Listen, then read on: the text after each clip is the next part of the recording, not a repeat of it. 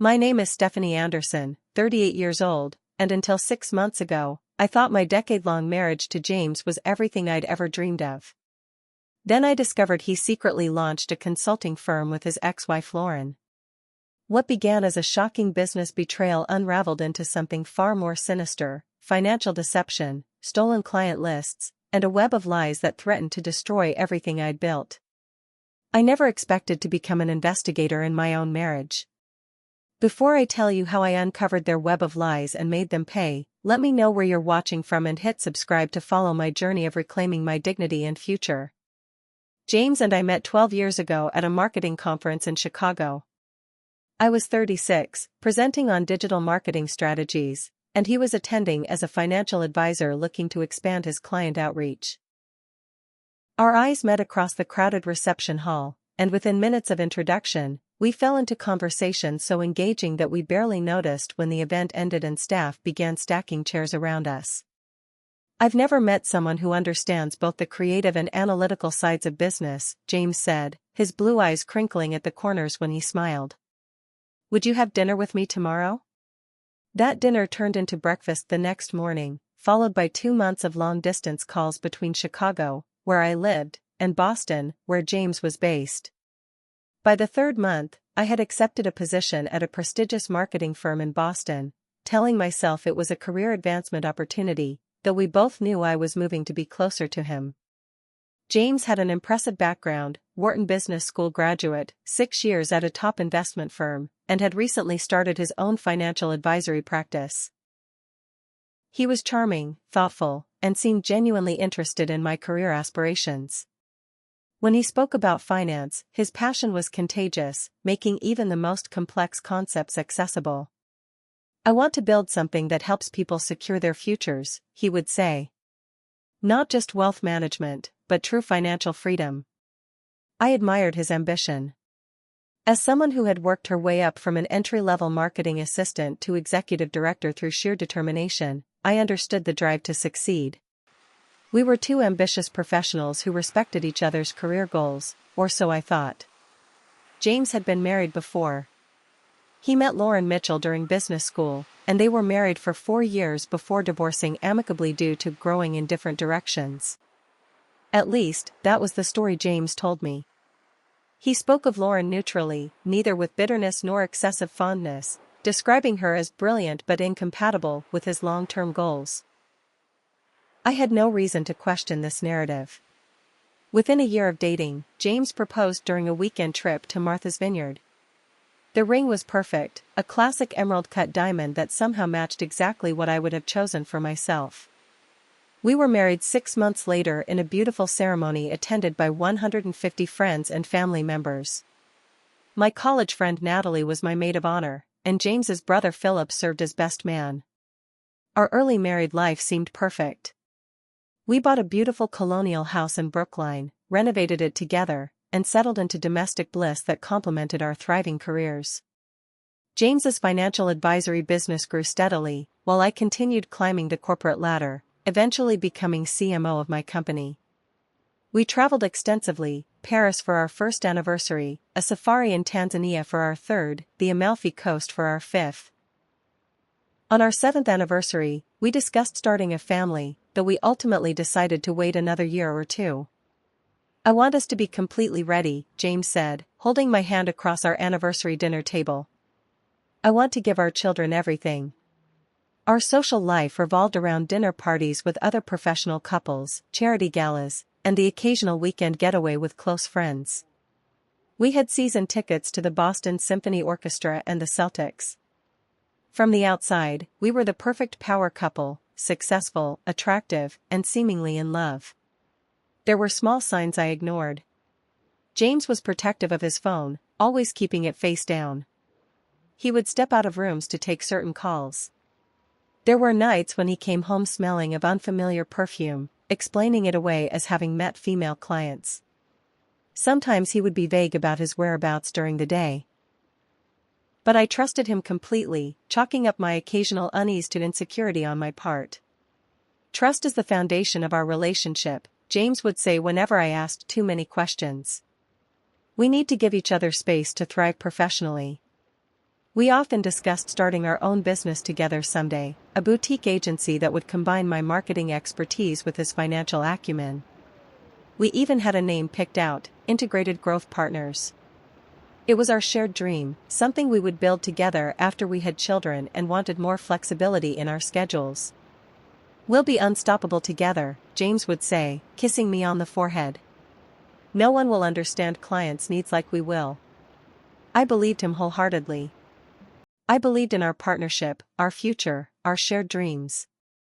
I never imagined that while we were planning our joint venture, he was secretly planning a completely different business, with his ex-wife. Looking back now, I realize how blind trust can be. The signs were there, the unexplained absences, the secretive phone habits, the occasional inconsistencies in his stories about where he'd been. But when you love someone, you create explanations that preserve your sense of security. You convince yourself that your relationship is different, special, immune to the problems that plague others.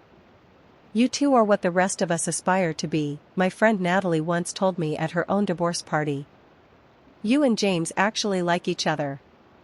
That's rare." I nodded and smiled, feeling genuinely lucky. I had a successful career, a beautiful home, and a husband who seemed to adore me. What more could anyone want? If only I had known that beneath the surface of our perfect life, something was already fracturing. If only I had recognized that the foundation of trust one so valued was already compromised. But hindsight offers clarity that's impossible in the moment. And in those moments, I was still blissfully unaware that my husband was orchestrating the ultimate betrayal. The first undeniable sign that something was wrong came on a rainy Tuesday in April. James and I had planned to meet for dinner at our favorite Italian restaurant to celebrate landing a major client at my firm. I arrived early, ordered a glass of Barolo, and waited. And waited. After 45 minutes and 3 unreturned calls to his cell, I paid for my wine and drove home in the pouring rain, a knot forming in my stomach. When I arrived, the house was dark. I checked our joint banking app, something I rarely did, and noticed a substantial withdrawal of $5,000 made that morning. No explanation, no prior discussion. James finally came home around 11, soaking wet and full of apologies. "I'm so sorry, Steph. A client emergency came up, potential audit situation. I had to handle it immediately." He kissed my cheek, his lips cold from the rain. The dinner completely slipped my mind with everything happening. "What about the money?" I asked, showing him my phone screen with the withdrawal notification. He barely glanced at it. "Oh, that. I needed to secure a consultant for this client situation. It was urgent. I'll explain everything tomorrow when it's resolved." I'm exhausted. The explanation seemed plausible enough for a financial advisor dealing with a client emergency, yet something felt off. James had never forgotten our plans before, and he'd always consulted me before moving large sums from our joint account. Over the next few weeks, James's behavior became increasingly erratic. He started working late 3 or 4 nights a week. Our morning conversations dwindled to brief exchanges about household logistics. He became protective of his laptop, closing it whenever I entered his home office. More concerning were the whispered phone calls that ended abruptly when I approached. "Just clients," he would say with a dismissive wave. "Confidentiality, you know." Then came the additional unexplained withdrawals, 3,000 here, 7,000 there. When confronted, James cited vague business expenses and investment opportunities that required quick action. "It's a big client project," he explained one night. "Once it's finalized, you'll understand why I've been so busy. It could change everything for us." I wanted to believe him. I needed to believe him. So I did, until a chance encounter shattered the fragile story I'd accepted. I was having lunch with a colleague at a downtown restaurant when I spotted Tyler Williams, a financial analyst who occasionally collaborated with James. On impulse, I stopped by his table to say hello. "Stephanie. Great to see you," Tyler said warmly. James must be swamped with the new consulting firm. I haven't seen him at the regular advisory meetings lately. I maintained my composure somehow. Yes, he's been incredibly busy. The new firm is taking all his energy. Tyler nodded enthusiastically. Well, with both him and Lauren at the helm, I'm sure it'll be successful. They always worked well together. My heart pounded in my ears as I excused myself, claiming a meeting I was late for. New consulting firm? With Lauren? James hadn't mentioned any new business venture, let alone one with his ex-wife. That evening, I searched through James's briefcase while he showered, something I'd never done before. Tucked in an inner pocket, I found them, elegant cream-colored business cards for Anderson Mitchell Consulting with both James and Lauren listed as founding partners. The cards were high quality, clearly not a rush job. This had been planned. When James emerged from the shower, I was sitting on the bed holding one of the cards. "What is Anderson Mitchell Consulting?" I asked, keeping my voice steady despite the trembling in my hands. James froze momentarily before his expression shifted to mild annoyance.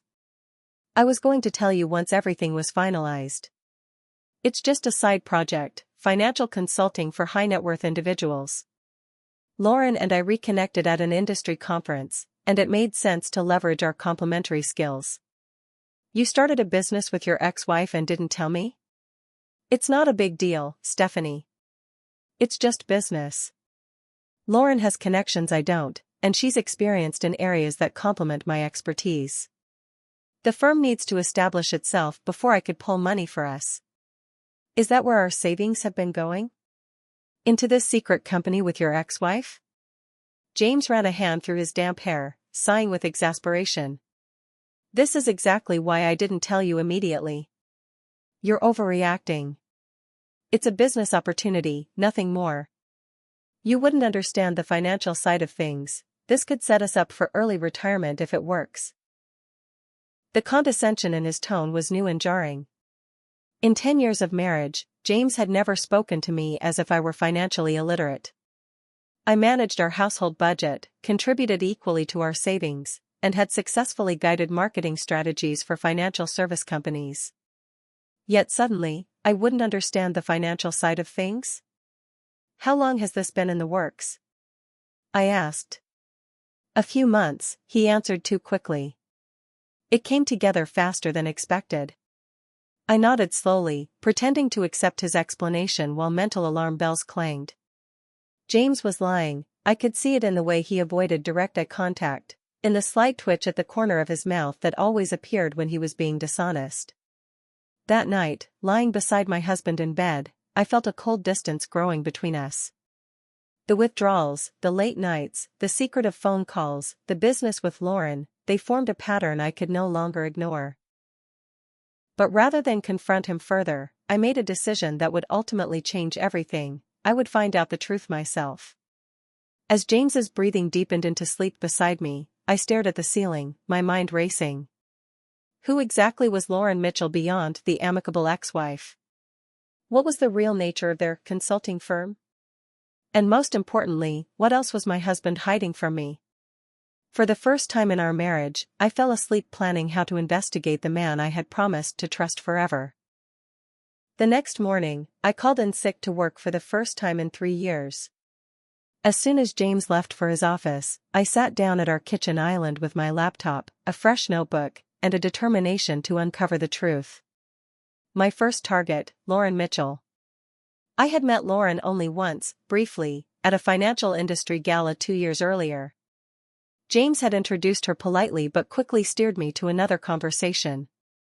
She was striking, tall, with sharp features and calculating eyes that assessed me with a hint of amusement. At the time, I thought nothing of it. A quick social media search revealed Lauren's polished professional presence. Harvard Business School, senior advisor at Wellington Financial Group, a direct competitor to James's former employer, board member for 2 nonprofits. Her Instagram showed a carefully curated life of business conferences, charity galas, and exotic vacations. And there, buried among photos from 7 months ago, was a cryptic post.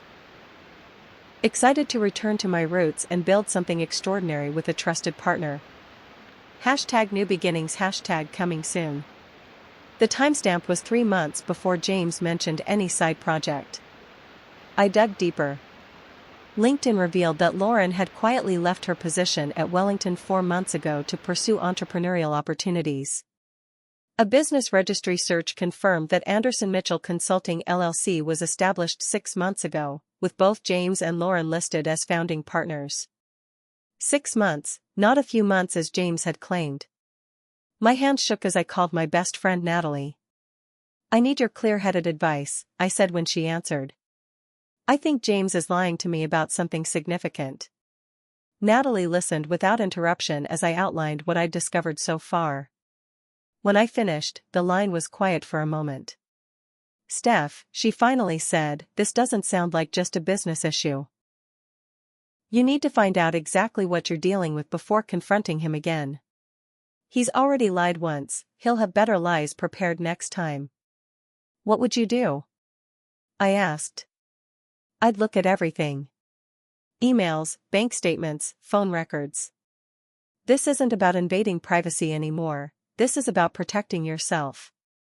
After we hung up, I hesitated only briefly before logging into our home desktop computer where James occasionally worked. He had always used the same password for non-financial accounts, our wedding date followed by his mother's maiden name. I tried it on his email, and I was in. What I found made me physically ill. Hundreds of emails between James and Lauren dating back over 8 months, discussing everything from business formation to client acquisition strategies to office space options. They referenced meetings I knew nothing about, decisions made without my knowledge, and a business plan far more developed than a mere side project. One email from Lauren particularly stood out. "J. secured the Henderson account. $1.5 million under management with our fee structure. Still can't believe we're doing this again, but better this time. No distractions, no compromise. Just us making the decisions. Meeting at usual spot Thursday to celebrate?" L. The familiar way she wrote to him, the usual spot, the no distractions comment, it all suggested a relationship far more intimate than business partners. Former spouses or not, this tone was inappropriate. I moved to our online banking records next. Beyond the withdrawals I'd already noticed, I discovered a transfer pattern. Money moved from our joint savings to James's personal account, then to a business account I had no access to. In total, nearly $150,000, money we had saved together for our future family, had been diverted to Anderson Mitchell Consulting. Then I found something even more disturbing. A separate checking account opened 6 months ago in James's name only, with regular transfers received from Lauren's personal account. The memo line on each transaction read simply rent. Why would Lauren be paying James rent? My investigation continued for hours. I discovered calendar invitations for meetings at the Four Seasons Hotel Bar downtown, at least twice weekly for months. I found receipts for business dinners I never knew about, always for 2 people, always at intimate, upscale restaurants. Most damning was Lauren's private Instagram account, which James followed from a secondary account I never knew existed. Here, her posts were less polished, more personal. And there he was, my husband, appearing in photos at dinner, on weekend trips to New York, at what appeared to be business development events. In one photo from 3 months ago, they were toasting champagne with the caption, "To new beginnings and reclaiming what's ours." Some partnerships are meant to be. #second chance. By late afternoon, I sat surrounded by printed emails and financial records, my notebook filled with timeline entries and questions. The evidence painted a picture I could no longer deny. James and Lauren weren't just business partners. Their relationship had almost certainly evolved beyond professional boundaries, facilitated by a business venture built partly with my money, conducted behind my back for months. I was shaking, with anger, with hurt, with a strange sense of clarity. The James the first thought I knew would never have done this. Which meant I had never really known James at all. When my phone rang, I jumped. It was Michael Donovan, a former colleague of James's who had left his previous firm under tense circumstances. I had always liked Michael, he had a straightforward honesty that James sometimes lacked. "Stephanie? Sorry to call out of the blue. I'd been trying to reach James about some concerning information, but he's not returning my calls. What information? I asked, my investigator instincts now fully engaged. Michael sighed heavily. This is awkward, but I've heard from several former clients that they're being approached by Anderson Mitchell Consulting. They're using confidential client data that could only have come from internal files at Braddock Financial. He paused. That's illegal, Stephanie. And both James and Lauren signed non-solicitation agreements when they left their firms. I closed my eyes, absorbing this new dimension of betrayal. Thank you for telling me, Michael. Would you be willing to discuss this further, officially, if needed? Absolutely, he said without hesitation. What they're doing isn't right, professionally or ethically. After hanging up, I made copies of everything I'd found and stored them in a secure cloud account and with Natalie for safekeeping. Then I carefully returned everything to its original place. James would never know I had looked. That evening, when he returned home with a casual "Hey, feeling better?" I gave the performance of my life. Much better, I smiled, handing him a glass of wine. How was your day? Productive, he said, loosening his tie. The Anderson Mitchell project is picking up momentum. We're presenting to potential major clients at the Northeastern Finance Conference next month. I nodded with appropriate interest while my mind catalogued the information. The conference, where their business would be publicly launched. Where their deception would be complete. That's wonderful, I said, clinking my glass against his. I can't wait to hear all about it. And I meant it, though not in the way James interpreted my smile. The next phase of my investigation required more than digital detective work. I needed to see for myself what James and Lauren were doing. 2 days later, when James mentioned a critical client meeting downtown, I decided to follow him. I called in a half-day at work, changed into nondescript clothes, and waited in my car a block from our house.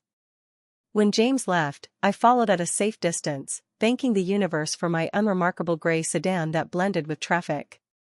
He drove to the Ritz-Carlton and valeted his car. I parked in a public garage nearby and entered the hotel through a side entrance. The hotel's elegant restaurant was visible from the lobby behind glass partitions. I found a seat in the lobby with a clear view and pretended to work on my laptop. 20 minutes later, Lauren arrived, immaculately dressed in a tailored navy suit. James stood to greet her, not with a handshake or professional nod, but with a lingering kiss on the lips and an intimate embrace. My stomach clenched, but I forced myself to watch, to document. They sat close, heads bent together over documents, fingers occasionally intertwining on the table. At one point, James brushed her hair back from her face with a familiarity that spoke volumes. This was no rekindled professional relationship, this was a full-blown affair conducted under the guise of business partnership. I discreetly took photos with my phone, capturing their intimate body language. When they left the restaurant 2 hours later, I followed at a distance. Instead of returning to separate offices, they walked together to a nearby luxury apartment building. James used a key card to access the private elevator. They disappeared together upstairs. I sat in my car for an hour, processing what I'd seen. The betrayal was complete now, professional and personal. But I still needed more concrete evidence of the financial deception before deciding my next steps. My opportunity came 3 days later. James took an unusually long shower after his morning run, leaving his briefcase in the bedroom. Working quickly, I photographed several documents inside. A rental agreement for Unit 1706 at the Windermere Luxury Condominiums, dated 6 months earlier, with both James and Lauren listed as tenants, a property insurance policy for the same address, and a set of furniture delivery receipts charged to Anderson Mitchell Consulting. The final piece clicked into place. The rent payments from Lauren were for their secret apartment, a love nest disguised as a business expense and partly funded by money from our joint savings. That night, while James slept, I carefully accessed his laptop again. This time, I found emails discussing client acquisition strategies that explicitly mentioned leveraging Jay's client data from Braddock and L's Wellington portfolio information. They were indeed using stolen client lists, a serious ethical violation that could result in industry sanctions and even legal consequences. Even more disturbing were emails where they discussed how to structure the business to minimize S's claim in case of complications. Me. They were deliberately setting up their business to shield assets from me in the event of a divorce. In one particularly painful exchange from 3 months ago, Lauren wrote, "Remember how we always said we jumped into marriage too quickly the first time? Before we'd built something together? This time we're doing it right, building our empire first. And no outsider influencing our vision. I'm taking back what's always been mine." To which James replied, "You always were the smarter half of A&M. Just need to navigate the separation carefully. Once the business is established, the rest will fall into place. Give me a little more time to arrange things optimally." They had been planning this for months, the business, their reunion, and James's exit from our marriage. I was just an inconvenient obstacle to be carefully navigated. The final devastating discovery came when I found a draft separation agreement saved on James's cloud drive, created by a divorce attorney I'd never heard of. The document was dated 3 months earlier and included detailed notes about how to position his business venture with Lauren as having been funded solely through his independent resources, a blatant lie given the money transferred from our joint accounts. I printed nothing this time, simply forwarded key emails to my secure account and took screenshots of the draft separation agreement. Then I carefully closed everything, ensuring no digital footprints remained of my investigation. Sitting alone in our dark kitchen at 3 in the morning, I finally allowed myself to feel the full impact of what I'd discovered. The man I'd loved for a decade had not only betrayed me with his ex-wife but had been systematically planning to leave me while using my money to fund his new life with her. They were building a business on stolen information, committing ethics violations that could have serious legal consequences, and planning to cut me out completely once they were established. The pain was physical, a crushing pressure in my chest that made it difficult to breathe. But beneath the pain, something else was emerging, a cold, clear anger and determination. James and Lauren had underestimated me. They thought I was an outsider who wouldn't understand their vision, just a naive obstacle to be managed and discarded. They were about to learn how wrong they were. The following morning, I called in sick again and made an appointment with Sandra Williams, a divorce attorney known for handling high-profile cases involving financial impropriety. Her earliest availability was lunch that same day. "Bring everything you have," she instructed over the phone. "And Stephanie? Don't confront your husband yet. The element of surprise is your greatest asset right now." I arrived at Sandra's downtown office with an organized folder containing all my evidence. For nearly 2 hours, I walked her through the timeline of discovery, from the first unexplained withdrawal to the draft separation agreement. Sandra listened intently, occasionally asking clarifying questions. When I finished, she leaned back in her chair, her expression serious but satisfied. "Most clients come to me with suspicions," she said. "You brought me a case. And quite a compelling one. What are my options?" I asked. "Multiple," she replied, tapping her pen against my folder. "The commingling of marital assets to fund this business without your knowledge gives us significant leverage. The ethical violations regarding client data provide additional pressure points. But most importantly," she leaned forward, "they don't know that you know. That gives us the opportunity to prepare thoroughly before making any moves." We spent the next hour outlining a strategy. First, I would document all remaining evidence of financial transfers and business development. Second, Sandra would prepare divorce filings that could be submitted when the timing was optimal. Third, I would secure my own financial position by opening separate accounts and ensuring access to emergency funds. "What about their business launch at the conference?" I asked. "Should we wait until after that?" Sandra considered this. "Actually, the conference could provide a perfect opportunity. Public exposure of their ethical violations would create immediate professional consequences. But we need more concrete evidence about the client data misuse." That evening, I contacted Michael Donovan again and arranged to meet him for coffee. He brought documentation showing specific instances where his former clients had been approached by Anderson Mitchell Consulting with proposals that referenced their confidential financial information. I've spoken with 3 other advisors who've experienced the same thing, Michael explained. We're all considering filing complaints with the Financial Industry Regulatory Authority, but we wanted to gather more evidence first. What if you had definitive proof that they're using internal client data? I asked. That would be a game changer. FINRA takes unauthorized use of client information extremely seriously. Penalties can include industry bans, fines, even criminal charges in severe cases. I nodded slowly. I may be able to help with that proof. But I need a little more time. Over the next 2 weeks, I maintained a perfect facade of normalcy while executing my plan with methodical precision. I opened a separate bank account and transferred my personal savings into it. I made copies of all important financial records and stored them with both Sandra and Natalie. I recorded James's increasingly frequent absences and documented each new discovery about Anderson Mitchell Consulting's development. Through careful monitoring of James's emails, I learned that their presentation at the Northeastern Finance Conference was scheduled for the second day of the 3-day event.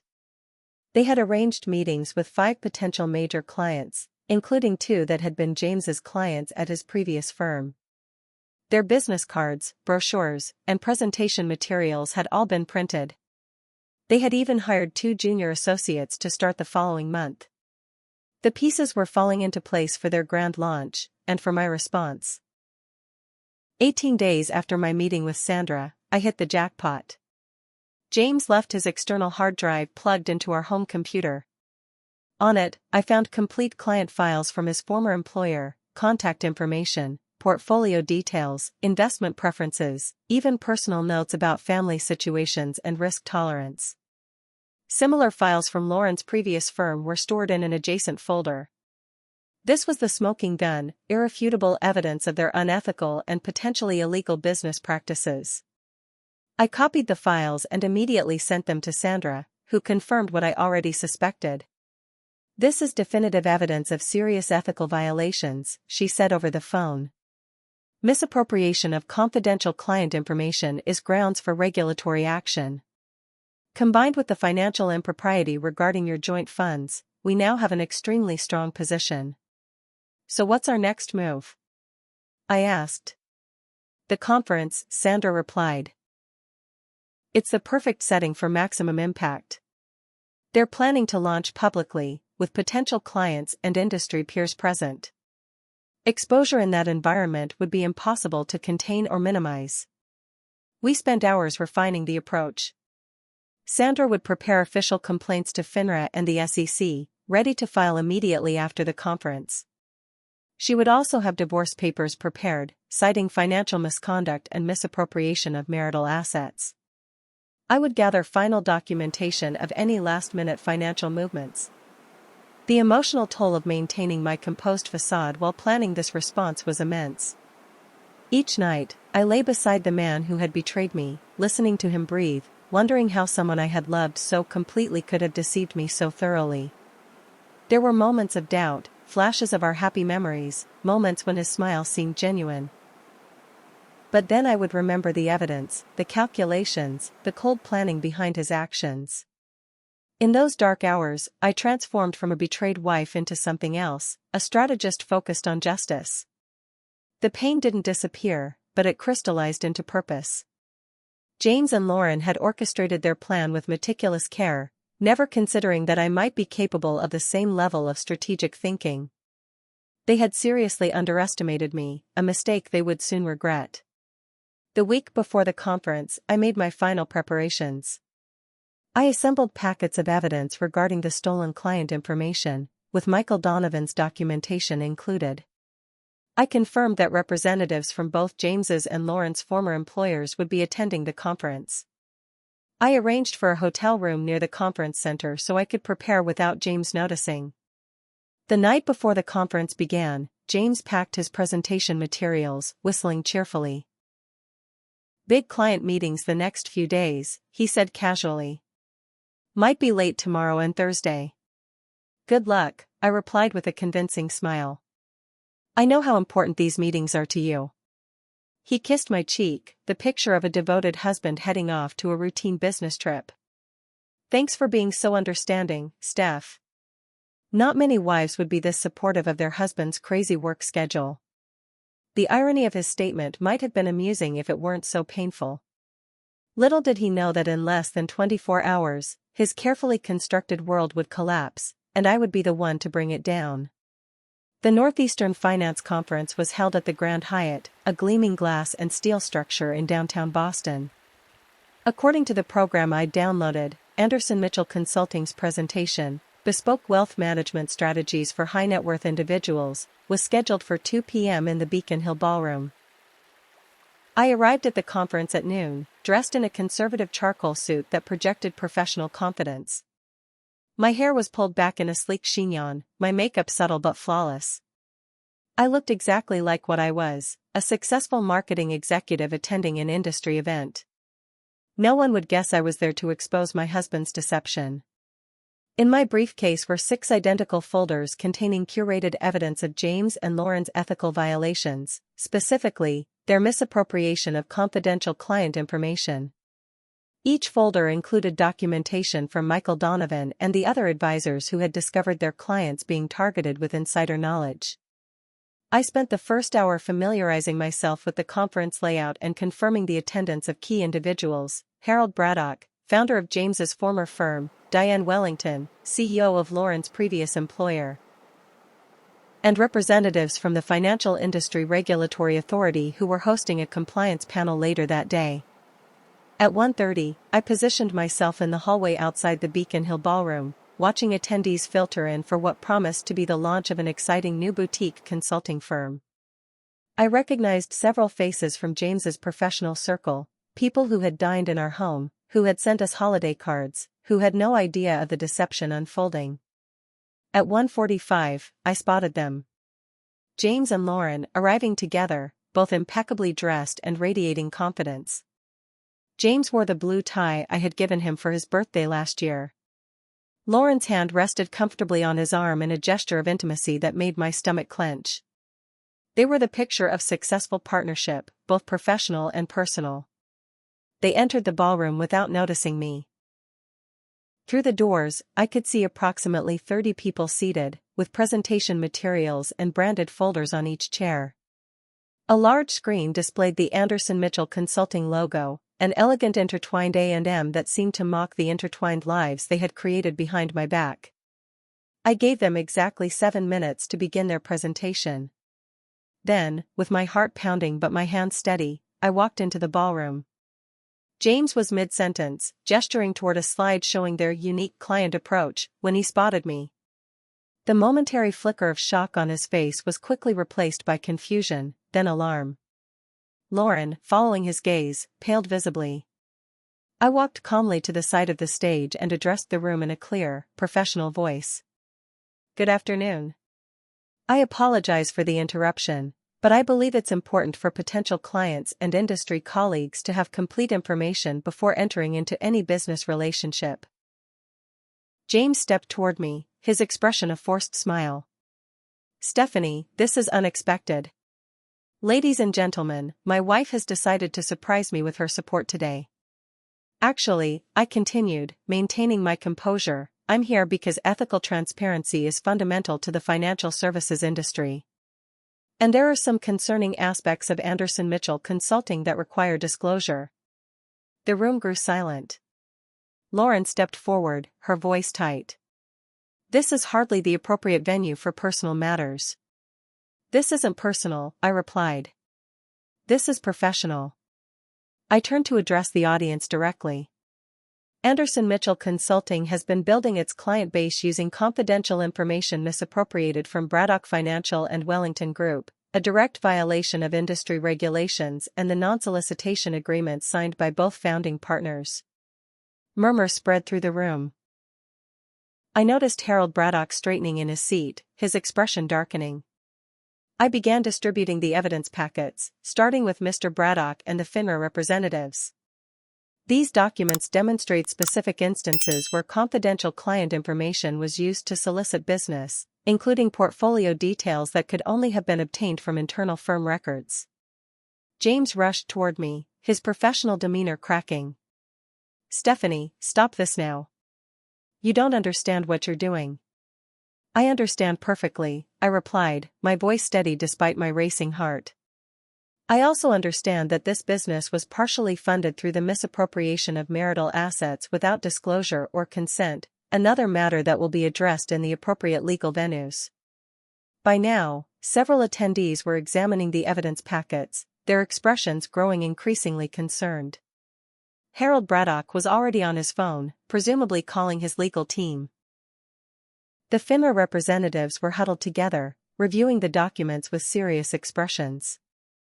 Lauren approached, her voice a harsh whisper. "You vindictive bitch. You have no idea what you've done." I met her gaze calmly. "Actually, Lauren, I know exactly what I've done. I've exposed the truth, something you and James seem to have difficulty with." Potential clients began excusing themselves from the presentation.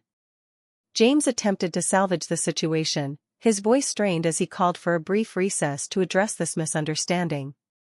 But the damage was done. The room was already half empty, with the remaining attendees speaking in hushed, concerned voices.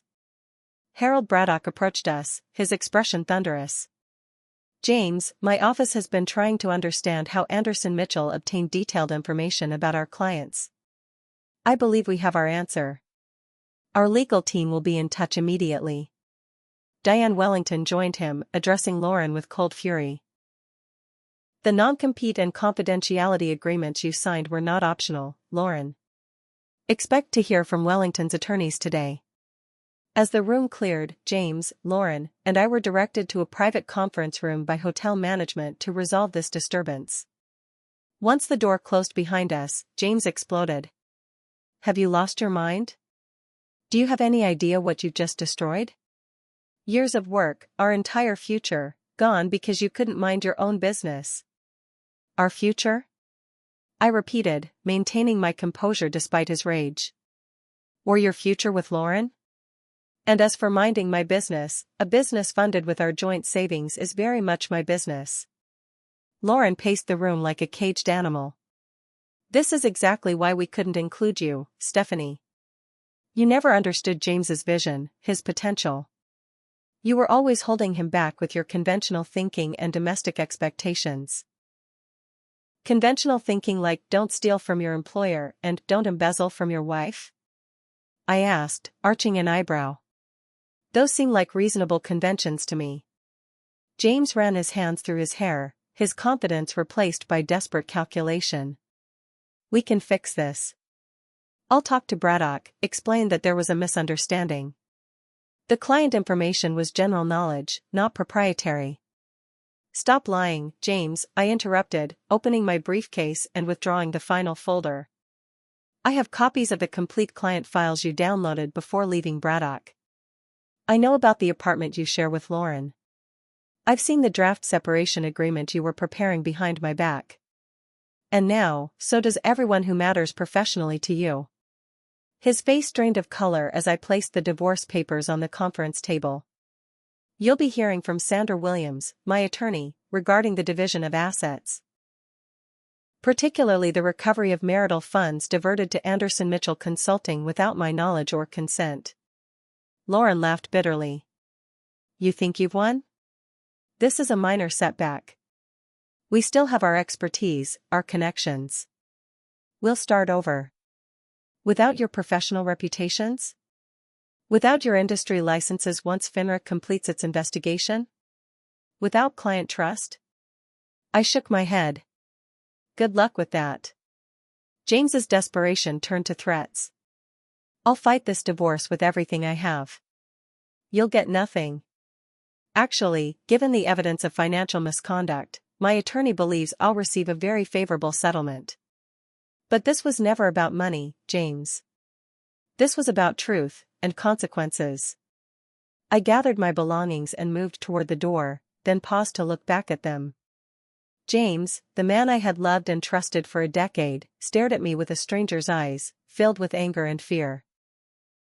Lauren stood beside him, her hand on his arm in a possessive gesture that told me everything about their relationship. "You know what's ironic?" I said quietly. "If you had been honest, if you had simply told me you wanted to restart your relationship with Lauren and build a business together, we could have negotiated a dignified separation. Instead, you chose deception at every turn. And now you've lost everything." With those words, I walked out, closing the door on my marriage and their carefully constructed web of lies.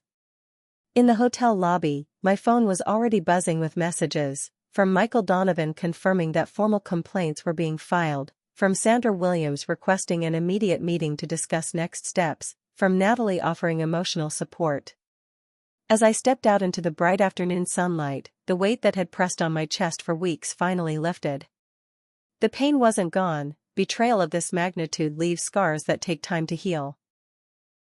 But alongside the hurt was a powerful sense of vindication and, more importantly, liberation. They had underestimated me, dismissed me as an inconvenient obstacle to their plans. In doing so, they had made a critical mistake. I was not merely James Anderson's wife, I was Stephanie Anderson, a woman of intelligence, strength, and dignity who refused to be deceived, defrauded, or diminished. And I had just proven it to everyone who mattered, including myself. The weeks following the conference unfolded like scenes from a movie I was simultaneously living and watching. James made desperate attempts to contact me, alternating between apologies, accusations, and finally, bargaining. I directed all communication through Sandra, maintaining the professional distance that now defined our relationship. The professional fallout for James and Lauren was swift and severe. FINRA launched a formal investigation into their misappropriation of client information, temporarily suspending both their licenses pending the outcome. Braddock Financial and Wellington Group filed civil suits for breach of contract, misappropriation of trade secrets, and violation of non-compete agreements. Former clients who had been improperly solicited were notified, further damaging their professional reputations. Anderson Mitchell Consulting collapsed before it truly began. Their office lease was terminated, their website taken down, their business loans called due when the banks learned of the pending litigation. The empire they had planned to build crumbled into dust within a month of my confrontation. Sandra proved to be everything I needed in a divorce attorney: strategic, thorough, and uncompromising. With the documented evidence of financial misconduct, the court proceedings heavily favored my position. The judge ordered a complete accounting of all funds transferred from our joint accounts to the business, with full restitution required. Additionally, James was responsible for my legal fees and a penalty for the attempted concealment of marital assets. "This is one of the clearest cases of financial misconduct I've seen in 30 years on the bench," the judge commented during our final hearing. "The court cannot condone such deliberate misappropriation and deception." James sat silently throughout the proceedings, a shadow of the confident man I had married. Lauren was conspicuously absent. I later learned through mutual acquaintances that she had returned to Chicago, their relationship another casualty of their failed schemes. 3 months after the conference, the divorce was finalized. I received our Brookline home, which I promptly listed for sale, restoration of all diverted funds plus interest, and a settlement that reflected both my contributions to our marriage and the emotional damage caused by James's deception. More importantly, I received closure, legal documentation that the relationship built on lies was officially ended. With the legal matters resolved, the harder work began, rebuilding my life and healing from the betrayal. I sold our house, filled with memories I no longer wanted, and found a bright, modern apartment overlooking the Charles River. Furnishing it became a form of therapy, each piece chosen specifically by me, for me, representing my preferences rather than compromises. Natalie became my rock during this period, offering both practical support and emotional understanding without judgment. On particularly difficult days, she would simply show up at my door with takeout and wine, creating space for me to either talk through my feelings or simply sit in comfortable silence. "You know what impresses me most," she said one evening as we watched the sunset from my new balcony. "Not that you caught them or even how you handled the confrontation, though that was masterful. It's how you've refused to let this define you." Her words gave me pause. I hadn't consciously decided to prevent James's betrayal from becoming my identity, but I realized she was right. From the moment I discovered the truth, I had focused on action rather than victimhood. There had been plenty of tears, anger, and grief in private moments, but they never paralyzed me. Professional therapy also proved invaluable. Dr. Martinez helped me navigate the complex emotions of betrayal, not just by my husband but by someone I had trusted with my heart, home, and future. Together, we examined the subtle warning signs I had ignored and the patterns of communication breakdown that had preceded the deception. Trust isn't the absence of doubt, she told me during one particularly difficult session. It's the willingness to be vulnerable despite past wounds. Your capacity to trust wasn't the problem, James's unworthiness of that trust was. Gradually, I reconnected with family members I had somewhat neglected during my marriage. My sister Emily flew in from Seattle for a week, and we fell back into the easy closeness of our childhood. My parents, who had always been quietly concerned about James's sometimes controlling tendencies, welcomed me home to Minnesota for a healing 2-week stay where I was simply their daughter again, not a woman recovering from betrayal. 6 months after the divorce, an unexpected professional opportunity arose from the ashes of my personal life. Harold Braddock, impressed by my handling of the situation at the conference, contacted me about a unique position. We're creating a new role, Chief Trust and Ethics Officer, to strengthen our client relationships and ensure compliance with not just the letter but the spirit of financial regulations, he explained over lunch. Your background in marketing communications combined with your demonstrated commitment to ethical business practices makes you an ideal candidate. The irony wasn't lost on me, James's former employer offering me a senior position because of how I had exposed James's misconduct. After careful consideration, I accepted. The role allowed me to transform my painful experience into something constructive, helping to build systems that promoted transparency and ethical behavior in an industry where trust is paramount. Around this time, I finally felt ready to launch the legitimate consulting business I had once dreamed of starting with James.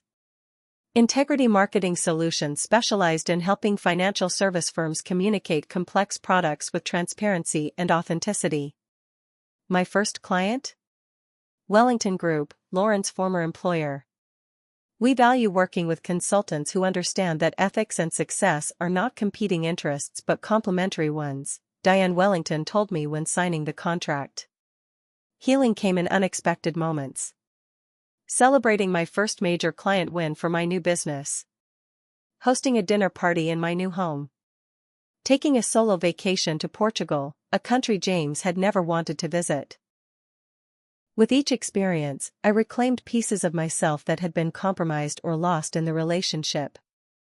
Almost exactly 1 year after the conference confrontation, I encountered James unexpectedly at a financial industry charity gala. He looked older, diminished somehow. His legal troubles had been resolved through settlements, but his professional reputation remained in tatters. I later heard he had taken a position at a small firm in Philadelphia, starting over at a level far below his previous status. He approached me during cocktail hour, his expression a complex mixture of regret and lingering resentment. "You look well, Stephanie," he said awkwardly. "Thank you. I am well." "I owe you an apology," he continued, staring into his drink rather than meeting my eyes. "What Lauren and I did, the way we went about everything, it was wrong. I've had a lot of time to think about the choices I made." I studied him carefully, searching for the man I had once loved within this humbled figure. "Why did you do it, James? Why not just tell me you wanted to be with Lauren again? Why the elaborate deception?" He sighed heavily. "It started small, just business meetings, planning a venture together. Then old feelings resurfaced, but instead of being honest, we convinced ourselves we needed to establish the business first, secure our future. Each lie made the next one easier, until we were living in this completely fabricated reality." He finally looked up. "I'm not asking for forgiveness. I just wanted you to know that I recognize the pain I caused." I nodded slowly, surprised by the calm I felt. "Thank you for saying that. I hope you find whatever it is you're looking for, James." As I walked away, I realized that his apology hadn't changed anything, the past remained unchanged, but it had released something within me. The last tendrils of anger and resentment that had wound around my heart loosened their grip. Later that evening, Harold Braddock introduced me to Gregory Phillips, a portfolio manager with a reputation for integrity and straightforward communication. Our conversation flowed easily, touching on everything from investment philosophies to favorite books. When he asked for my card at the end of the evening, I gave it without expectation or anxiety, simply open to possibilities in a way I hadn't been for a long time. Today, 18 months after discovering James's betrayal, I can honestly say I'm grateful for the painful awakening it provided. Not because deception is ever acceptable, but because it forced me to recognize my own strength, resilience, and capacity for renewal. I lost a husband but found myself in the process. I discovered that while trust broken is painful beyond measure, trust in oneself, in one's intuition, judgment, and worth, is the foundation upon which all other relationships must be built. The business James and Lauren tried to build through deception collapsed under the weight of their lies. The business I built on a foundation of integrity continues to thrive. The relationship they rekindled through betrayal withered in the harsh light of consequences. The relationship I'm building with myself, and perhaps someday with someone worthy of trust, grows stronger each day. This isn't a story about revenge, though justice was certainly served. It's a story about reclaiming your power when someone tries to diminish you. It's about recognizing that while we cannot control others' actions, we always have choices about our response. It's about understanding that sometimes the most painful endings lead to the most authentic beginnings. If you're facing betrayal or deception in your own life, remember this. You are stronger than you know, more resilient than you believe, and worthy of relationships built on honesty and respect. Trust your instincts. Document the truth. And when the moment comes to stand up for yourself, whether publicly like I did or privately in ways only you will know, find the courage to do so with dignity and resolve. I would love to hear your thoughts on this journey. Have you ever had to confront deception in your relationships? What gave you the strength to move forward? Please share in the comments below, and don't forget to like and subscribe for more stories of resilience and transformation. If you know someone who might find strength in this story, please share it with them. Thank you for being part of my healing journey, and remember, sometimes when life breaks your heart, it's making space for something better to take root.